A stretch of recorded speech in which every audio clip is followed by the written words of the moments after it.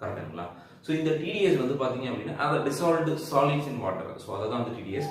Okay, so இந்த டிடிஎஸ்ல வந்து பார்த்தீங்க அப்படின்னா என்னன்னா ஜென்ரலாக நான் சொல்கிறேன், ஒரு less than 300 milligram per litre, less than 300 milligram per லிட்டர்ல இருந்தது அப்படின்னா உங்க வாட்டர்ல டிடிஎஸ் லெவல் லெஸ் தென் 300 குள்ள இருந்துச்சு அப்படின்னா இட்ஸ் வெரி எக்ஸலண்ட். இல்ல 300 to 600 இருந்ததுன்னா தட் இஸ் குட்.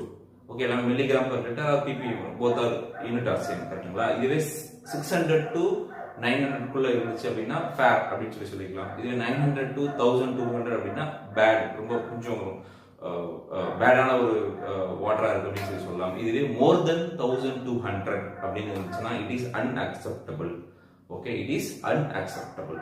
ஓகே, இது வந்து அப்ப கூலிங் டவர்ல இருக்கிற ரேஞ்ச் வந்து எவ்வளவுக்குள்ள இருக்கணும், கூலிங் டவர்ல இருக்கிற அந்த டிடிஎஸ் வாட்டரோட லெவல் வந்து எவ்வளவுக்குள்ள இருக்கணும் அப்படின்னா 1000ல இருந்து 1200 குள்ள இருந்ததுன்னா somewhat it is better. So இங்க